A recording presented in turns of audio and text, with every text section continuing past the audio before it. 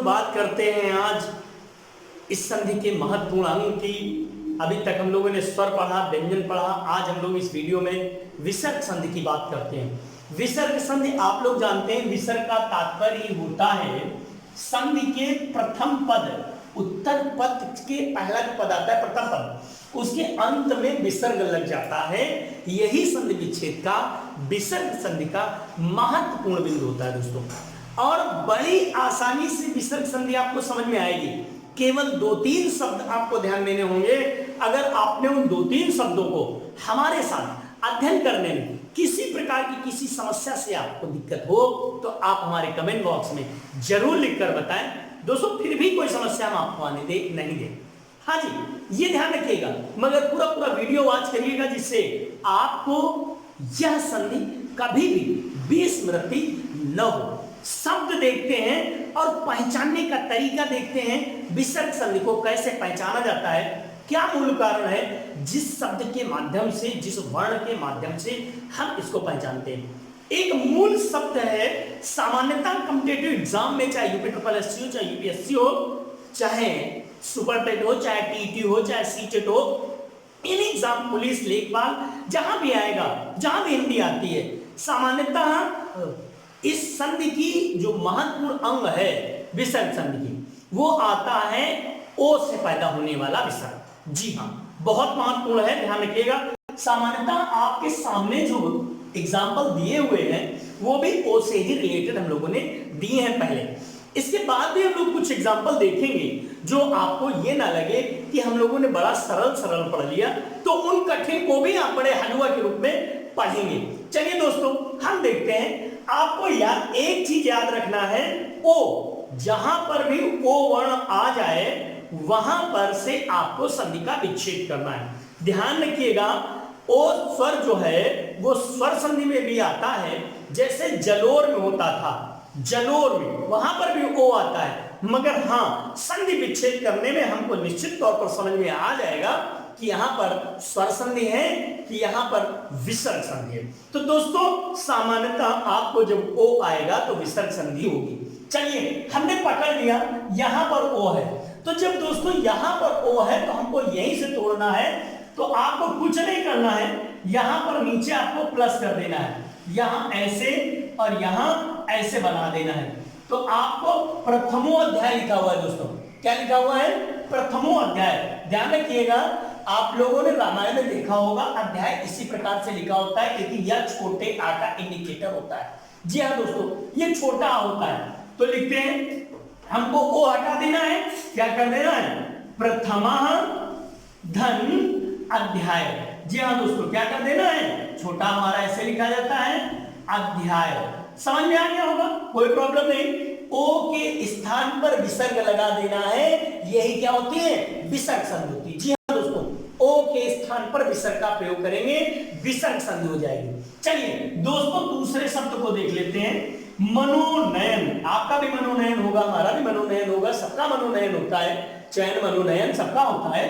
तो मनोनयन, तो मनोनयन में भी आपको वही करना है, ओ पकड़ लेना है। तो क्या हो जाएगा दोस्तों?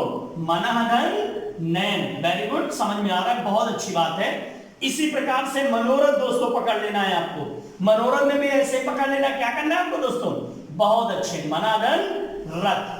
कोई दिक्कत नहीं, केवल ओ के स्थान पर विसर्ग का प्रयोग करना है। केवल और केवल ओ के स्थान पर किसका प्रयोग करना है? विसर्ग का प्रयोग करना है। यशोदा, यशोदा हरि पालने झुलावे, हल रावे दुलरावे, ये यशोदा माता की बात कर रहा है, यशोदा।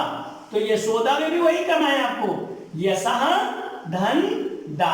आपको कुछ नहीं करना है, कुछ भी नहीं करना है, केवल ओ के स्थान पर क्या कर देना है? विसर्ग लगा देना है, यशः धन दा।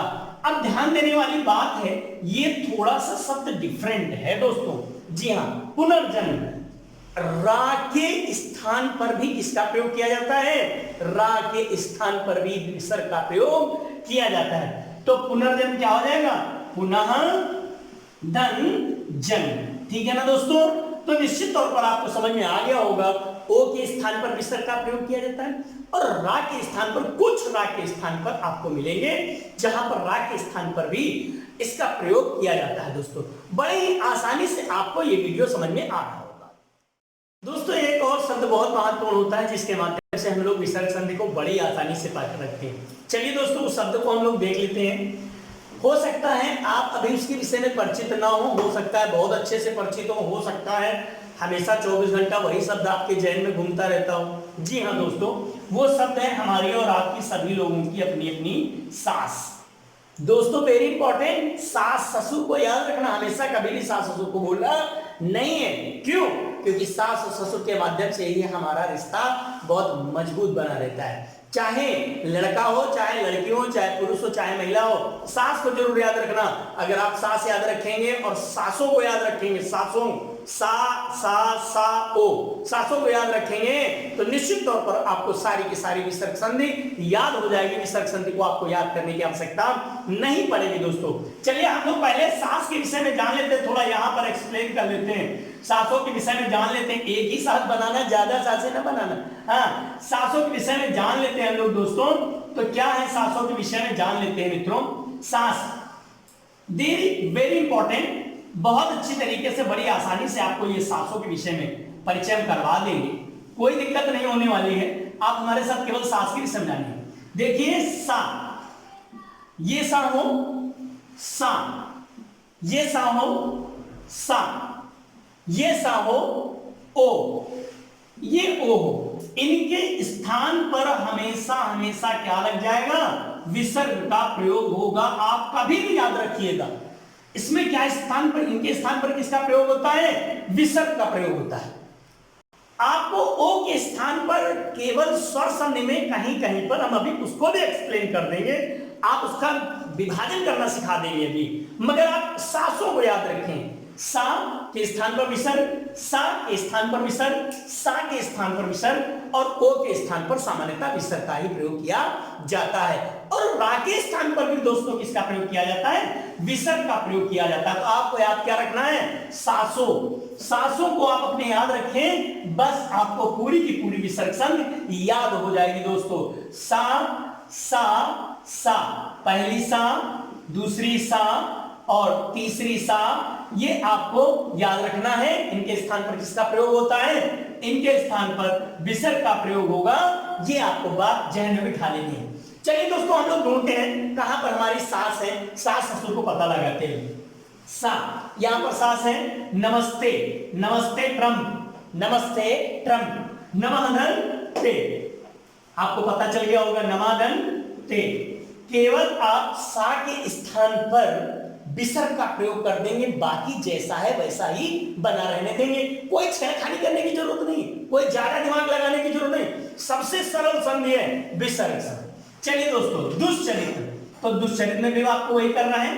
क्या करना है? दु धन चरित्र, सेम सेम वैसे उतार देना है, दुधन चरित्र। ठीक है दोस्तों, आप इसको खुद बनाइएगा, निष्कपट खुद बनाइएगा। फिर अगला है नमस्कार, तो हम लोग बना लेते हैं नमस्कार को दोस्तों। नमस्कार को कैसे बनाएंगे? नमः धन कार।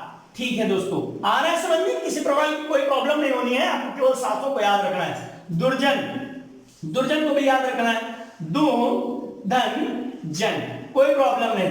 प्रातः काल, प्रातः काल तो सब लोग प्रातः काल, प्रातः काल उठ के रघुनाथा माता, सबका हम लोग स्मरण करते हैं, तो प्रातः काल को भी स्मरण कर लेते हैं। प्रातः काल क्या है? जैसे विसर्ग वाला कोई शब्द आ जाए, ध्यान रखिएगा, तो सदैव वहां से इसका विभाजन कर दिया जाता है। प्रातः धन काल, कुछ नया करने की आवश्यकता हमको नहीं है। क्यों? क्योंकि उसमें ऑलरेडी वहां पर हमारा विसर्ग प्रयोग होता है, और जहां पर विसर्ग का प्रयोग हो जाए उसे हम लोग क्या कह देते हैं? विसर्ग संधि कर देते हैं, और वहीं से उस विसर्ग संधि का विच्छेदन भी कर देते हैं। चलिए दोस्तों, मैंने आपसे वादा किया था कि हम आपको एक शब्द में अंतर करके बताएंगे, विसर्ग संधि में और स्वर संधि में। तो चलिए दोस्तों हम लोग मनोनयन ले लेते हैं, मनोरथ ले लेते हैं। मनोनयन हम लोग अभी कर चुके थे, मनोरथ ले लेते हैं, और एक शब्द ले लेते हैं जलोर में। कौन सा शब्द ले लेते हैं? जलोर में। तो दोस्तों यहां पर भी आ है, यहां पर भी आ है। तो चलिए हम जरा इसको तोड़ने का प्रयास करते हैं स्वर संधि के हिसाब से। तो आ और उ के मेल से किसका निर्माण होता था? आ और ऊ के निर्माण से आओ आओ हम लोग ओ करते थे, आओ आओ आओ, ठीक है ना दोस्तों। आ ऊ के मेल से ओ का निर्माण करते थे ना दोस्तों, आ ऊ के मेल से ओ का निर्माण होता था। तो इसको जरा हम लोग तोड़ लेते हैं, तो मन दन उरत, तो उरत कोई शब्द नहीं होता है, उड़द कोई शब्द होता है? आपने कभी उड़द शब्द सुना? उड़द जरूर सुना होगा, उड़द की दाल, अरहर की दाल उड़द होता है, उड़द नहीं होता है। तो यहां पर क्या बनता है? मनाधन रथ, ये हमारा सार्वभौमिक और सार्थक शब्द होता है, इसीलिए यहां इस पर हम लोग क्या बना देते हैं? मनाधन रथ बना लेते हैं। कभी भी संधि का विच्छेदन जो किया जाता है दो सार्थक शब्दों में किया जाता है, ये विशेष ध्यान रखने का बात होती है। अब हम लोग बात कर लेते हैं जलोर्वी में। दोस्तों यहां पर भी हमको याद करना होगा, यहां पर अब हम इसको पहले विभाजन करते हैं विसर्ग संधि में, जलाधर इर्म, तो जलाधर चूंकि ऐसे उतारना है, ओ के स्थान पर हमको क्या कर देना है? सर्ग लगा देना, तो क्या हो जाएगा? जलाधर इर्मी, छोटी ई और इर्मी बनेगा। इर्मी आपने कभी शब्द सुना? इर्मी हमने भी कभी शब्द नहीं सुना, हिंदी में कोई इर्म शब्द ही नहीं होता है। तो चलिए हम इसको बनाते हैं आ और ऊ के मेल से बनाते हैं, तो इसको बनाते हैं जल जल जल, तो हम लोगों ने सुना है क्योंकि सुबह से शाम रात 24 घंटे जल ही जल है, जली जल है, जली जीवन है, जलधन ऊर्मी, ठीक है ना दोस्तों। तो हम लोगों को समझ में आ गया कि जी हाँ दोस्तों, ये कौन सी संधि है? ये स्वर संधि है। ये विभाजन, कुछ अपवाद आपको ऐसे दिखाई देंगे जहां पर आपको अपना स्थिरता को डिगाना नहीं है और बड़ी आसानी से उन संधियों का विच्छेदन करने के पश्चात बहुत ही आसानी से आप उनको बड़े आराम से उनमें विच्छेदन को समझ लेंगे और संधियों में अंतर स्पष्ट करना जान जाएंगे।